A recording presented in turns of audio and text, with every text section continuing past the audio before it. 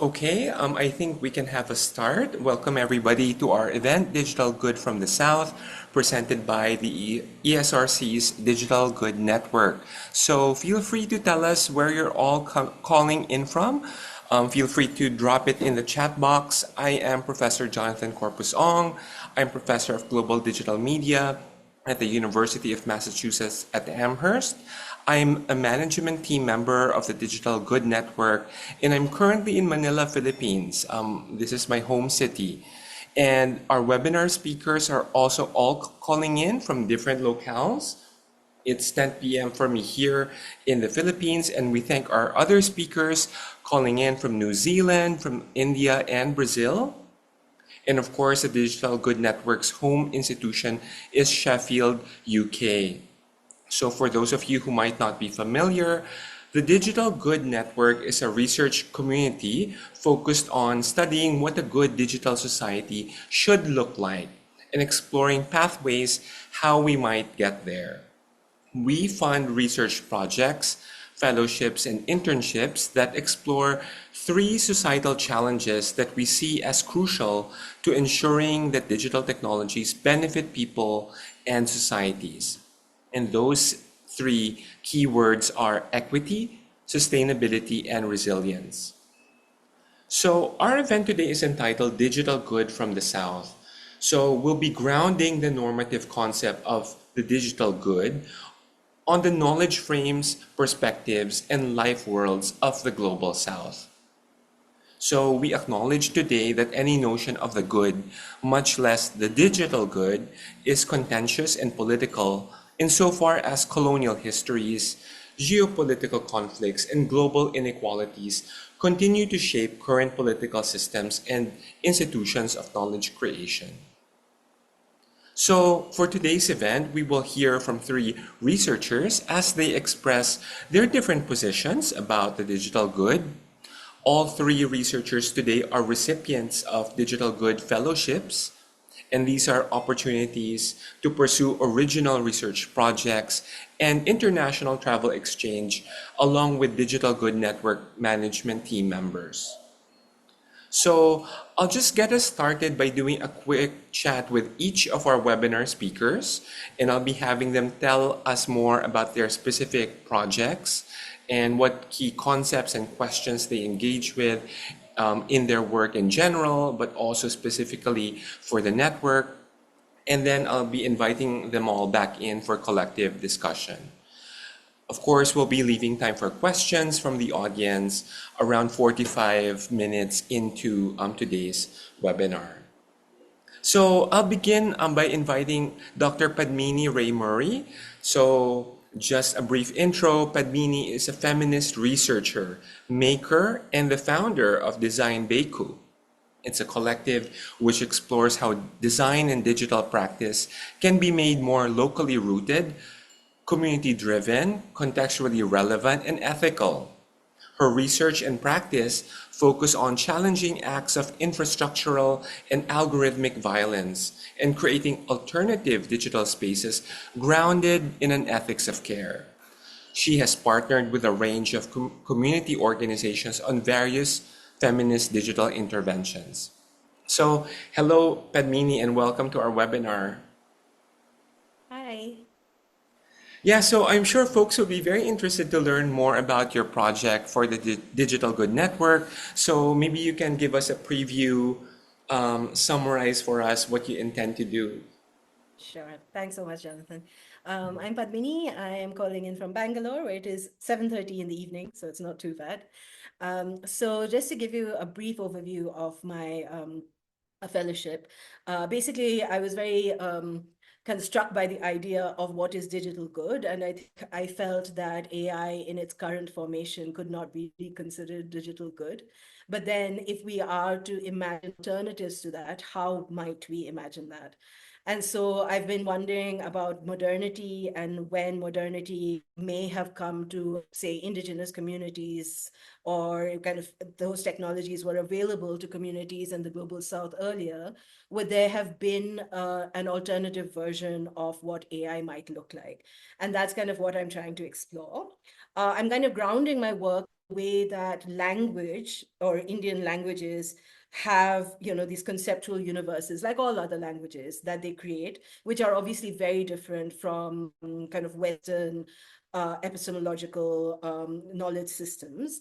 And what I'm trying to kind of think about and kind of work with community members to understand, when community members from various categories are thinking about certain concepts that might not exist in Anglo-centric or kind of Anglo-centric or European contexts, what might that look like? And then what does that look like when translated into a space that might be powered by artificial intelligence?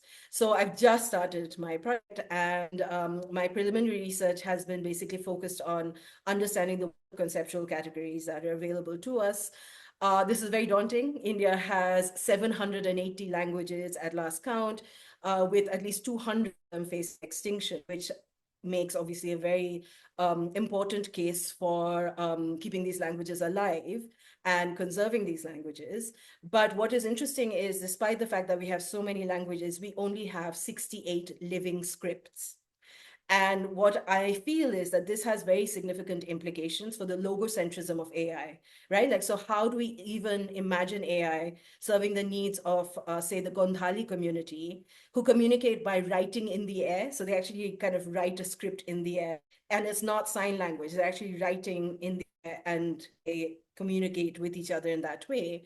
And this has kind of really challenged my ideas of AI kind of being completely powered by this logocentric LLM model, and has me thinking that, maybe we need to be placing an increased emphasis on this idea of the world model rather than a fictional model of AI. So basically, I think by bringing this kind of intersectional lens, I'm kind of prying open, what imaginations and imaginaries of AI might be, and kind of thinking, whether we can reconceive these in new ways. Thanks, Padmini. Maybe just a quick follow-up question from me, also like to clarify things. When you say logocentrism of AI, what do you mean by that exactly? And are you specifically going to also look at specific interfaces in relation to your communities? What might those interfaces look like that might facilitate preserving specific languages outside of that logocentrism of current models? Sure. So I think, basically all the kind of common foundational models that we are using as consumers of AI in a very kind of consumer-facing context. I have to kind of ensure that that's the context that we're talking about, but chat GPTs, etc. They are all obviously prompt, and those prompts are phrased in language, phrased in words. And of course, there's a lot of kind of conflict as to, whether this is kind of stochastic parrot, it's just kind of the odds that are creating these kinds of sequence of words and meaning, or whether there is actually meaning residing within what AI is, kind of trying to put out. And I think that to me is of great concern, because if we are only understanding the world through language and not through other means of perception. So I'm a feminist practitioner, so one of the most important things to me is thinking about the role of embodiment and phenomenological being in this of, or in the thinking about AI, like what constitutes intelligence. It's also our bodily intelligence. It's also our somatic intelligence. And there is no way at the moment for that to be accommodated by the models of AI we're using as consumers, which means to me that there's great danger of large, kind of sections of the world, their culture, their language being completely lost in the AI race, because they cannot actually be represented accurately. So I think when we're talking about interfaces, what's interesting to me is that in all of these languages that don't have scripts, does it actually add value to digitize scripts or forms of scripts that can transliterate these languages? Does that actually threaten the language because it's opening it up? So there are questions about stewardship and custodianship that we need to think about as well. Thank you, Padmini. Yeah, such a fascinating project. And I know that it was just recently officially signed. And so we're very keen to see how you progress in the next few months. So next up, we have Parag Bhatnagar.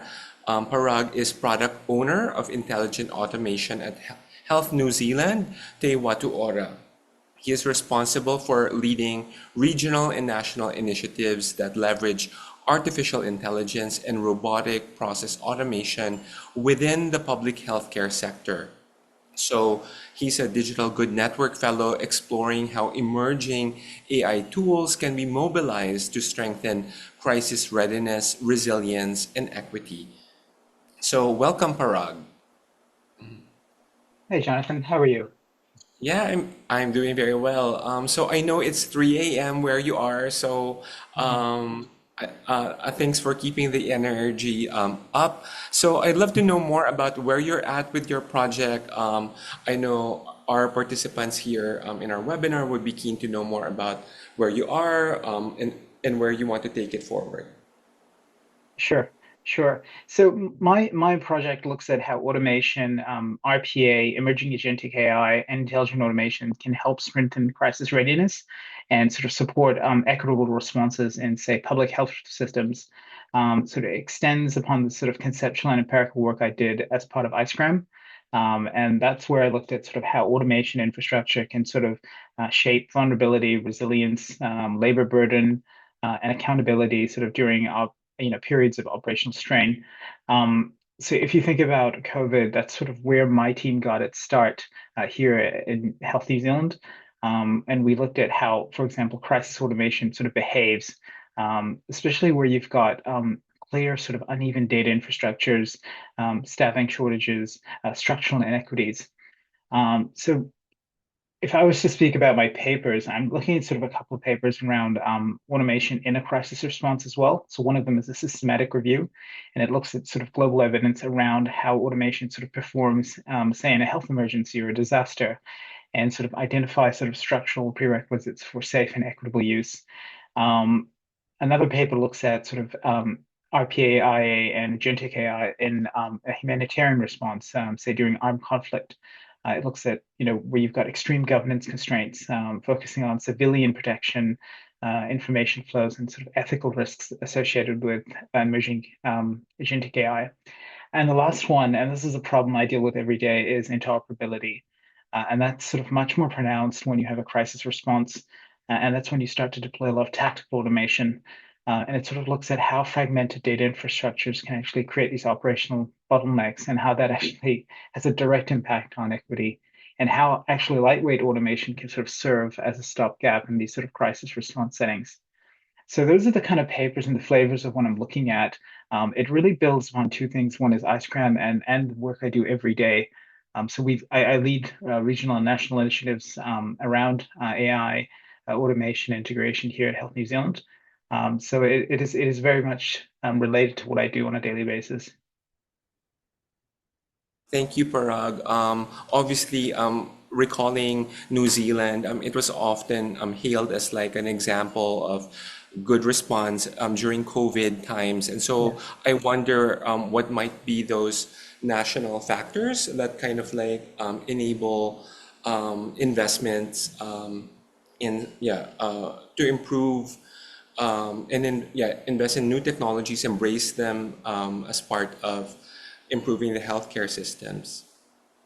Yeah, so I think there was a few things. So I think I was part of the COVID response here at Health New Zealand. We had Jacinda Ardern at the time. Um, like one of the key things is that we saw a huge transformation. And I always think about crisis as a point of transformation, especially in IT. So we mobilized IT teams. Previous projects which were seen as romantic or nice to have were suddenly mobilized. We got funding to do towards that. And that's sort of where, well, I was talking about automation a lot prior to COVID, but when people stopped showing up to work, systems started to break down. They're like, hey, look, we need to look at leveraging automation as quick as possible. So it was a matter of sort of days to weeks. When we got this data infrastructure up to sort of support automation and put bots in places, a simple thing was, for example, how do we onboard a large number of clinicians into the health system? And we put a bot in place to do that. that was leveraging on HR systems. It was leveraging on HPD checks, so checking that the clinicians are allowed to operate. And this was at a time when people couldn't show up to work, so you had that admin sort of constraint. We put bots in place to, for example, check blood results, etc. Well, great. I'm sure we'll have more time to discuss specific contexts around COVID and what's happened since then. So our third and final speaker today is Alex Potiguara from the Brazilian NGO Thydêwá. He holds a doctorate and a master's degree in intelligence, technologies, and digital design from the Pontifical Catholic University of Sao Paulo. He has over 15 years of experience in the construction, planning, creation, and execution of educational and digital projects as an instructional designer. His work falls under the theme of indigenous peoples and digital technologies, including a focus on Gen AI, following an action research line and the use of collective intelligence for the social good. So, bom dia, tudo bem? Alex, please give us a background of your project for the Digital Good Network. Okay. Bom dia a todos. Good morning for everyone. Okay. I would like to start speaking that my project is a continuous from other projects. Okay. So for you understand my background project, I need to return some for those old projects. First, in the past projects, one group of indigenous people, 17 indigenous, okay, starts to use GenAI in an exploratory way. Through other researches, yes, too, they start using one software. The name is Midjourney. So they start to make images with this software and think about the indigenous future in 50 years ahead. When the software gave to us the results, we start to talk about the images that this software reproduced, yes, and we told those images don't represent us, don't represent current indigenous people. Besides it, we speak more and we made some discussions and we ask for ourselves, yes, we ask for ourselves what you can do about the situation. So in this moment, in this project, we create one manifesto for technologies companies and governments for they follow this manifesto like a guide, okay? And you respect our data, our projects, okay? But you have one manifesto, it's one document.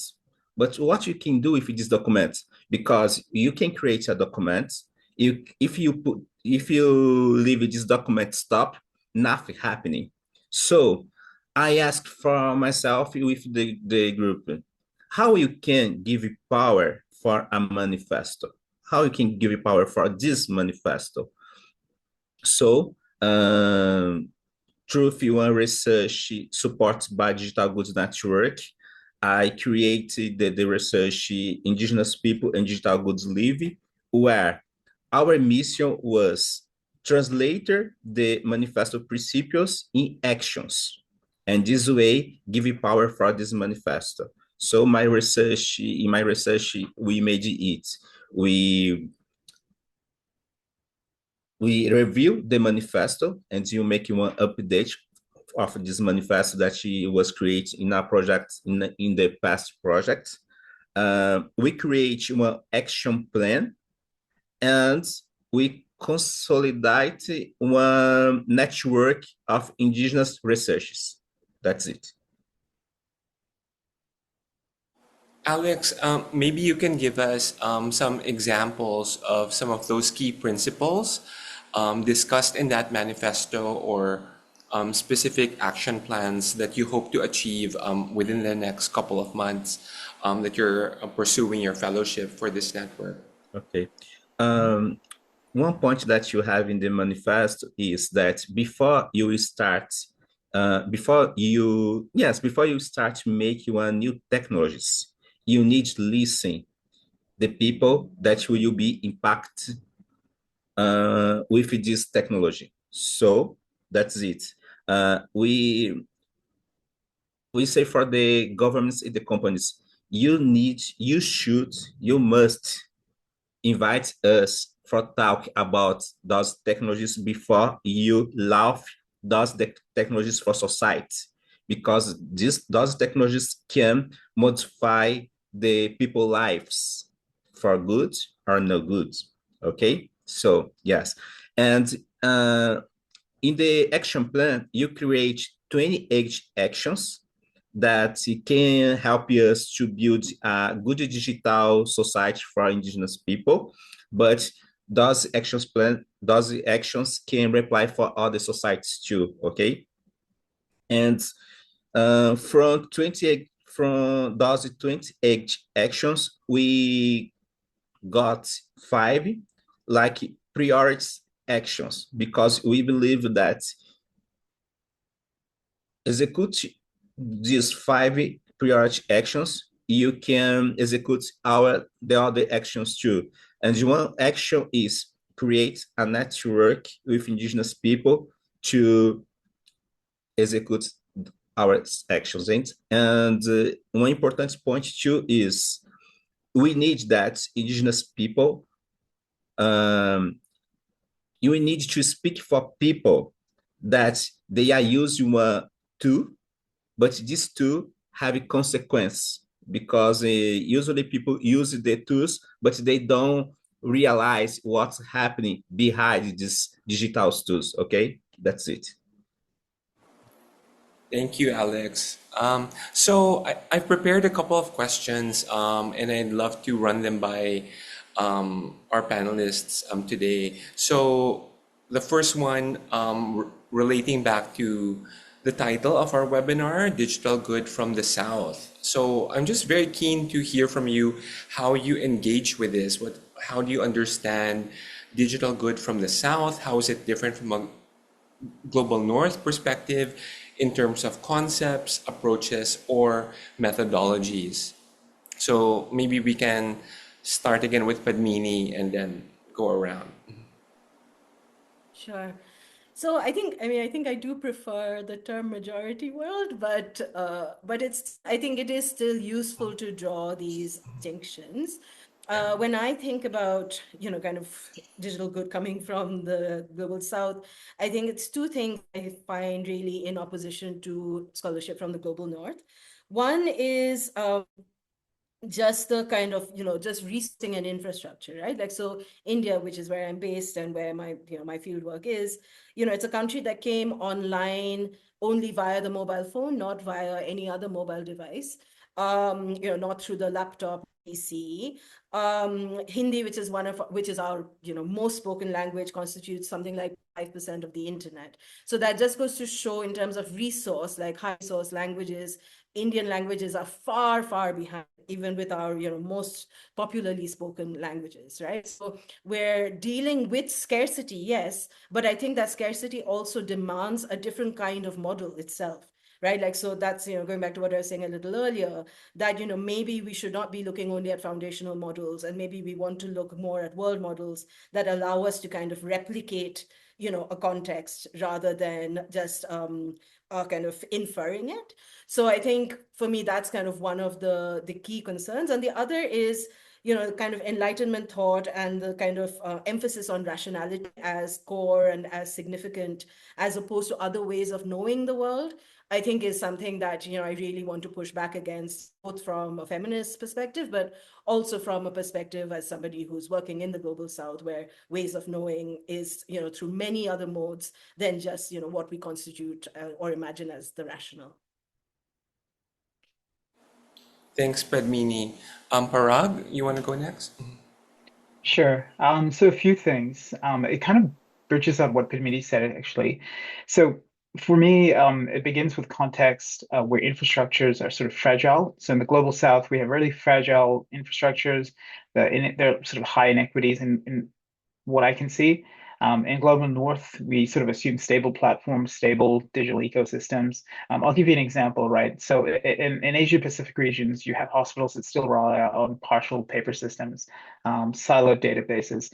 So when you think about automation in these regions, you think about, hey, I need to actually accommodate for fragmentation rather than just assume interoperability.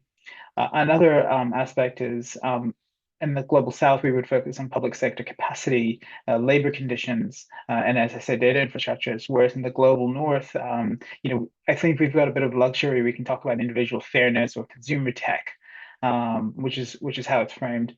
Another example. So in New Zealand, we have the luxury of saying, is AI fair? But does it make overstretched staff safer during crisis? Does it reduce existing inequities for, say, Maori and Pacific communities? I don't think we have that luxury in the global south. If you think about methodologically, my papers, really demand co-design and sort of a South-South learning and really attention to colonialism and extraction. An example, Thailand's COVID system, it worked well because it was built with community health volunteers and not really imposed from the outside. In the Pacific Islands, for example, digital health programs I've found actually emphasize local sovereignty over crisis data. And they try to resist sort of these data grab tendencies that you have from, say, external vendors or agencies. Thank you, Parag. Alex, take it away. Okay. For me, the digital goods is not one for one person. For it to be good, it needs to be good for everyone. So, and for the indigenous people in Latin America, usually it's the same, okay? But it's important. I say that for each indigenous people, they have your particular views about it's a good society or it's a digital good society too. But they have one common essence. For example, for to be good, needs to be good for everyone. So in my point of views too, for to be a digital good, you need to be good for everybody. Everybody needs to participate in this, okay? So just to summarize on what you all said, so I heard there, good for everyone, so that suggests inclusion and radical participation of communities having a say, having voice, attention to inequities and fragilities and vulnerabilities. I also heard methods of co-design and South-to-South exchange and South-to-South learning, attentiveness to colonialism and extraction.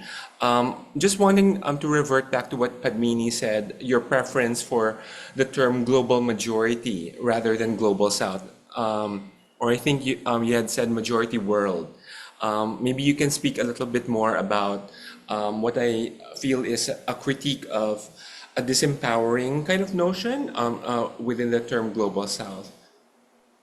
Yeah, I think because, okay, so being in India, the other countries that are in the global south, including, say, Australia and, the kind of Singapore, Hong Kong, those regions which are much more prosperous, much more, kind of have better living conditions for more people. And India, of course, is a country that is struggling on many fronts. And so I feel that while there are lot that we can learn from fellow Southerners, indigenous cultures. I feel like that is the one thing that ties us together because, most of these countries have been colonized and, their indigenous ways of knowing the world have been lost to colonialism and therefore can be remained in a kind of communication with each other. But I think that flattening of infrastructural need, of resource, etc., can do a disservice which is why I prefer that. And also, I guess, just in a rhetorical sense, I think global majority has more power, just to kind of, that it does, most of the world. And I think that's important to kind of bring to the fore. Yeah.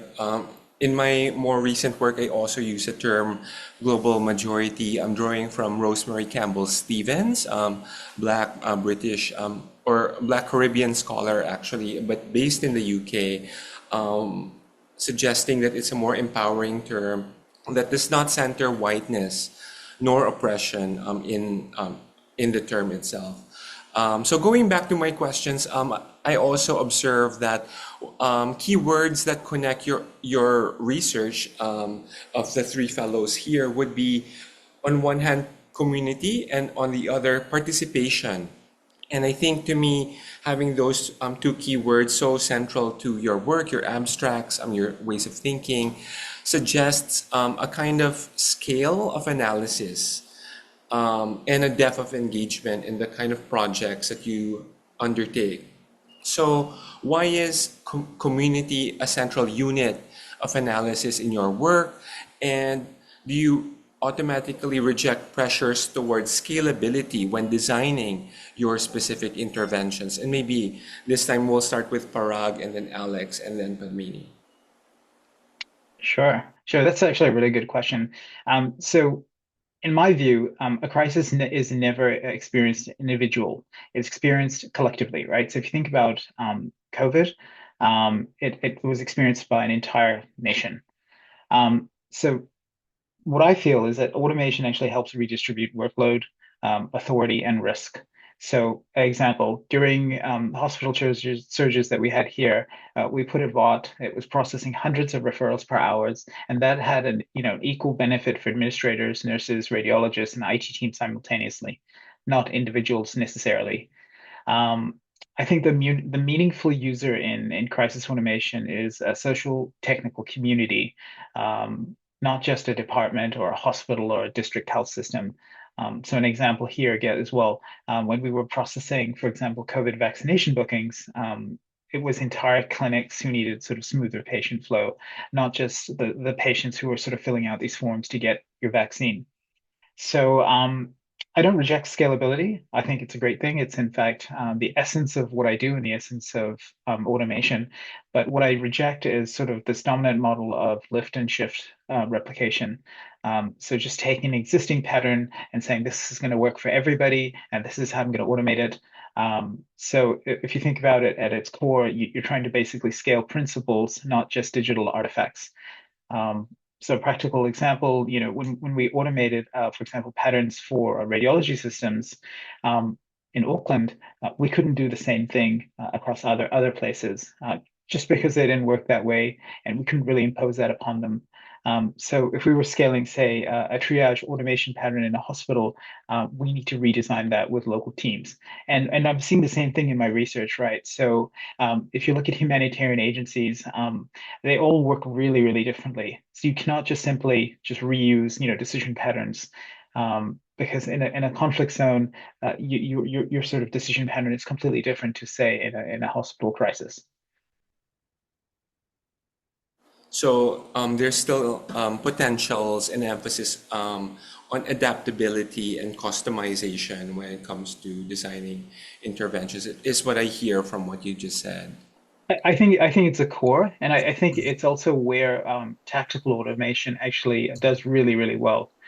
So you're not designing large digital ecosystems. You're saying, hey, how do I apply automation to augment the human in these specific contexts? Okay, thank you, Parag. Alex? Okay. Our research, I can say to you that our research rejects this notion of scalability because it starts from the principle that each people, each village, and each cosmological institutes, you have our universe, okay? So therefore, an interview must be situation relational and deeply rooted in this, for example, you need to do specific things with these people, because I believe when you make your research with when you are making one social research, you need to give something good for this social group. Okay, so you should be specific with them and respect their needs. So my research is not scalable in this context, but when you see the results, you can use the process in a large scales. Okay, that's it. We think in the particularis needs. You follow the the participatory methods. Okay, you can build things that help people with their needs, and you can scale this model with other groups. And ours respects the its particularly needs the other groups. That's it. Yeah. Yeah. So not about like an obsession with specific outcomes or targets, but about the process, that there's something still potentially that other communities, other people can learn from. Yes, because the problem of the world is I was in this week, okay, recently in this week, I was thinking in some discussion about one thing. Everybody defends that you need to be diversity, okay? Our society needs to be diversity and you need to respect our diversity. But if you look, our culture in specialty, okay, now it's my culture, but the Western culture, they walking for a homogeneous, how I speak homogeneous in English, help me. Homogeneous, yep. Mhm. Yes, the Western culture go to homogeneous behaviors. So it's contradictory. You spoke about the inclusion, respect to diversity, but if you see the social structure in Western views, they are these words, homogeneous. So you need to make things that you respect the difference, and you think and you do it how I did in my research with the group. Okay, we respect this group, and if other group want to reply it, they can reply it and respect the diversity. That's it. Okay. Padmini? Yeah, so oddly, I think my answer kind of encompasses both what Parag and Alex said. So at Design Beku, one of our core principles is something that we call infrastructuring as a meme. And so what we envision that as is just this idea of infrastructure. When it moves from context to context, it won't scale radically, but it will change in mimetic ways. So it'll change in small ways, it'll change in ways that the context determines. So I think that's very much in keeping with both what Parag and Alex was saying.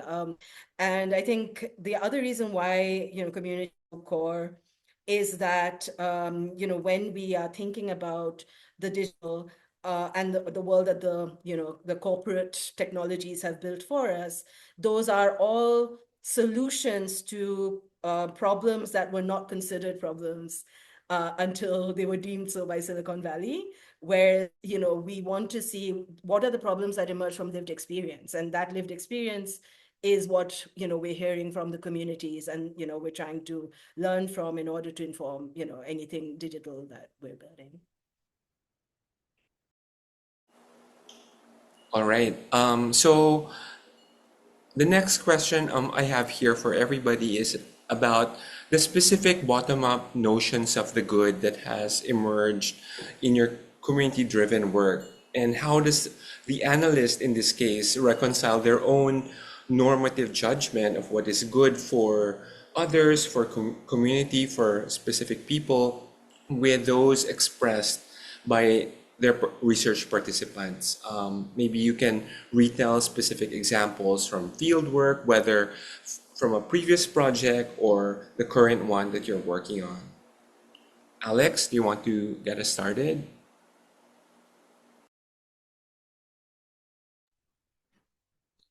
I confess that it's hard in the research process, in participatory action research too.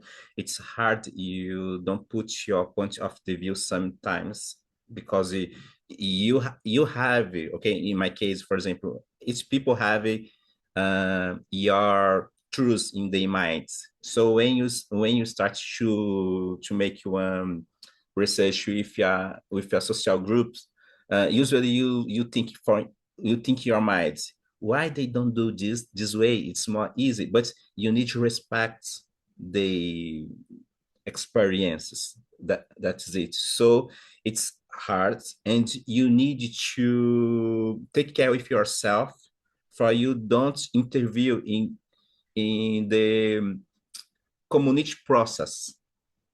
So for it to use methodologies, okay? And you need to have a conscience. For example, when I use Dragon Dream or when I use co-design participator and this type of methods for these researches, I put in my mind that I am a facilitator, okay? Alex, you are a facilitator, and you are here for connection the ideas of the people that they are participating in this moment. You need to respect the points of views and leave they speak and find solutions for themselves. And that's it. When I start the research and you need to make some things, I am there only like a facilitator, okay? Alex, what do you think about it? So I give you back the question. What do you think? What your partners think too? What in your point of view, it's better for the community, okay? Okay, I don't say, hey, I'm just here only to facilitate. No, I make provocations for the reflections, and they see, and each people that participate can see that they have the answer for their problems or for that situation, but sometimes they can't find it in themselves. That's it. Yeah. Yep. Thank you, Alex. Padmini? Yeah, I think like Alex, I also kind of think of myself as a facilitator and maybe also a kind of like a tech whisperer in that when there are communities and they have challenges, those challenges on the face of it might not appear to be technological or digitally created problems, but they might very well have manifestations that are created by systems of, say, digital governance that, surround them and influence every part of their lives. So I think kind of what I try to do is to understand, their challenges and kind of maybe translate that into, what are the implications from a tech slash design perspective. I think the other problem that, also comes across, and I think Alex also touched upon this, is that, communities are not homogeneous, right? Like, so I cannot just say this community wants this. And I think for me, one of the biggest challenges has been how to think about governance of data in a more agile way. Like, can we create systems where consensus is kind of built into a system?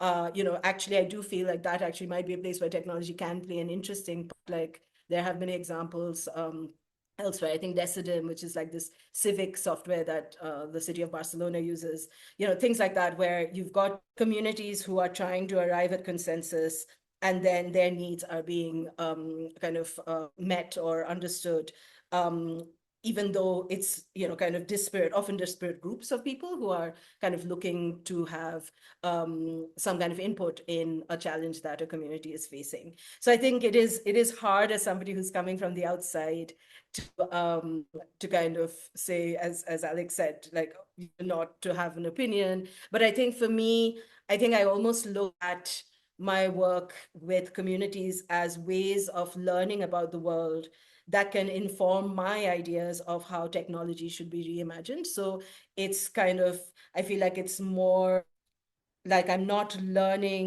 using their learnings themselves to be my work, but I'm using their learnings to kind of feed my work, which is slightly subtly different. So that way I have a kind of an objective sense, because all of it is feeding into reconceiving or reimagining what technology or what AI might look like in this. Yeah, I find that fascinating, Padmini, because I struggle with this myself. Like in those moments when I attempt to be a facilitator and try to bracket out, my own normative judgment and not to impose on people. But sometimes you can see how the discussion tends to move so quickly toward consensus, and the impulse towards, let's just come into shared agreement, and we're so quick to silence the most radical voice in the room, and and as researchers we have the privilege of listening in and dropping in on different conversations where we can hear some of those specific trends of, yeah, the radical voice is shut out of the conversation. And yeah, and so I struggle with that as well, like when I participate as that curator slash facilitator of conversations. How about you, Parag? How do you engage with this challenge? So my research actually showed a few things. Firstly, communities define good or digital good in very different ways, very concrete ways, actually. So when I spoke with, say, for example, nurses, for them, digital good is not around having more, agents or bots or dashboards. It's about spending, fewer hours doing clerical work and spending more time with patients or going back to their family. But if you went and say talked to indigenous leaders, for them during the crisis, their sort of digital good was around prioritizing sovereignty, ensuring that the government isn't grabbing genomic and crisis data and using it to their advantage, because they see that as a way of protecting sort of future generations. So I think this completely sort of aligns with sort of capability oriented visions of justice. So a good example is the triage bot. So we have a bot that triages patients, and that actually in some cases could actually worsen equity for high risk groups. Um, so it's not about just having something that increases throughput in a hospital. It's about having sort of community defined good that goes and embodies yourself in that algorithm for triaging. So this is actually quite refreshing for me in my own work, right? So what it's sort of helped me do is saying, actually, I need to co-design these success metrics. I need to work with these clinical teams rather than just saying, hey, actually, your bot's running really, really fast. It's really, really cheap. This is a good thing. Um, and another thing, which is actually pretty interesting, that in some areas or some communities, they actually don't want certain tasks automated, right? So you don't want your cultural risk assessment automated, even though that might be a digital good for somebody else. So you need to respect that. So it's been a really sort of interesting journey, sort of getting opinions. All right. Thanks for sharing. So we have about 10 minutes before the end of the webinar. So I invite all attendees to drop in any questions to the panelists in the chat box below. And while we wait for questions, I'll just hop on to the next one on my list of questions. And this one touches on key questions that are also related to my own research at the moment. And I'd love to kind of consult you around these topics. And the issue is about who funds the digital good and how can we engage funders to support this kind of more thoughtful, critical, community-driven work that most of us here are doing. So researchers in the Global South have idealized visions of a good project that are not often compatible with funders' metrics that prioritize scalability, efficiency, exportability. Is there a way of riding funding waves ethically? Let's say also in relation to the hype cycle around artificial intelligence? And how can we engage with funders to take a risk and to come up with different metrics of success. Yeah, also using Parag's words from earlier. Who wants to start? Parag, do you want to get us started with this one? Yeah, absolutely. So I work in essentially leveraging AI, and what you're seeing is a lot of hype waves, right? And funding is coming from your typical sort of governments, corporate partners, and their sort of focus is sort of scalability, efficiency, exportability, reusability. And what you find is actually you need to set red lines around use of automation where you're deepening these inequities. So you're actually creating more, the situation a lot worse by adding some automation than it was before for certain user groups. So I think it's sort of having a moral compass. It's saying, hey, look, I don't support automation in, for example, welfare sanctions, which is really easy to do. Immigration triage, they're applying a lot of AI in this area. Or clinical decisions that override clinical judgment, even though they're more efficient for the hospital to make. So we've sort of built a proof of concept around automated referral grading and triaging, and that's where we're trying very, very hard to put in a lot of responsible AI, explainable AI in terms of how we're making those clinical decisions, just rather than just saying, well, actually, historical data suggested this, so this is what we're applying the AI. Of course, we also have to acknowledge the broader context in which a lot of this kind of work is happening right now with a systematic dismantling of international development assistance programs such as USAID under the current Trump administration that has shut down a lot of programs.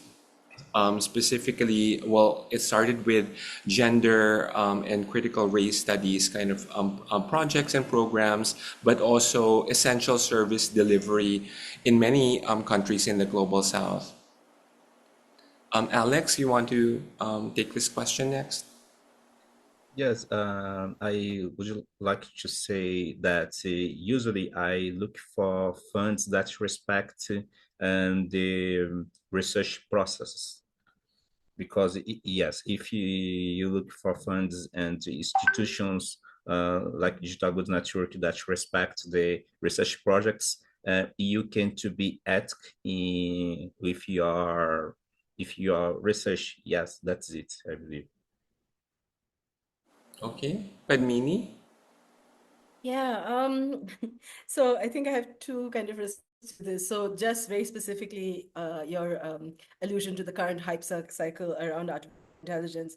So myself and a friend who runs a civic media org here, we've been thinking about what would happen if we started thinking about AI hype as misinformation.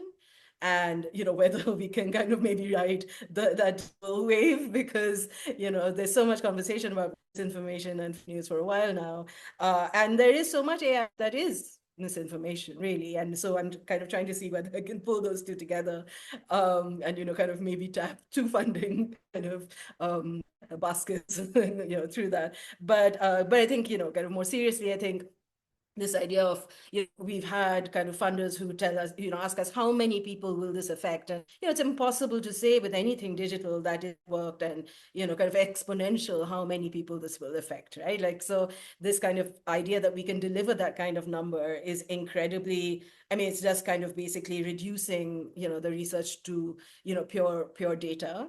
I think another kind of thing that, I mean, we're experiencing, at least in India, is that because of kind of the attitude towards regulation, which is that, oh, regulation stifles innovation, so let's move fast and break things, means that there is a lot of innovation, and there are maybe ways to kind of edge yourself into some of those spaces. And I'll give you an example. A lot of my work, it does fall under kind of social good for development, indigeneity, etc. India is hosting the AI summit in February, so they obviously have diplomatic obligations where they need to show that they are interested in access for all to AI. So we kind of try and use those kinds of press those kinds of buttons in order to get funding to serve this kind of work, which kind of superficially does serve more or less the same purpose, but politically might have different aims and ends. Thank you, Padmini. And yeah, Interesting strategy. Tell us how it works. If you do end up applying for misinformation around AI, that's fascinating. Trying to hit two different buckets right there. So it's now 10. Well, it's 10:55 p.m. here in the Philippines. So 5 minutes before the end of the webinar. So again, if anyone has any questions, I think there is one question here in a chat box, and I'll just read it. Alex, I understand you're continuing your indigenous AI network without funding. Can you say more about that? Are you able to take this question, Alex? I understand you're continuing your indigenous AI network. Oh, yes. For example, I finished my research, and during my research, the proposal it was update the manifesto, make an action plan. This is the two main goals that I had in my proposed of the research. But when you finish the research, people, the group, okay, many people in the group realize hey, Alex, you need to continue it. You need to execute those actions. So let's try at least execute the five priorities actions. So yes, and I decided to continue it. My research finished in August, okay, and one time per week, I met with people with the other researchers. It's around now. It's 15 indigenous researchers, and we in this moment you made 5 groups, and each group is responsible for execute the priority action that they go with, they got for them. Yes, so we don't have funds in this moment, but we are using the collective power for do it, for do the things. Because indigenous people in Latin America usually, okay, I believe that in other continents too, you usually fight without fundings. The funders sometimes come, but we know because the research is not about one phenomenon. It's besides a lane. It's yes, it's besides the phenomenon. So that's it. We continue our research, but now like execute the things. Of course, I'm resist everything that are happening because I want to share this phenomenon in the future with the society and think how you can apply it with other societies too. All right. Well, thank you, Alex. I can see we're now at time. So once again, thank you everybody for attending the webinar. Thank you especially to our panelists, Padmini, Parag, and Alex. I learned so much from you all, and I can't wait to hear more about your project developments and see you in the next events convened by our network. So for those of us here who are interested to keep in touch, do check out digitalgood.net, our website, which contains all the details about future opportunities to work with us through various funding schemes and fellowships. And also public events that will continue as part of this Digital Good in Progress series. So I understand that there will be more events coming in the next year. So I hope to see you all there. So thanks everybody. And I hope you all have a good night, especially Parag in New Zealand where it's 3 a.m. Thank you everybody. Thank you. Thank you.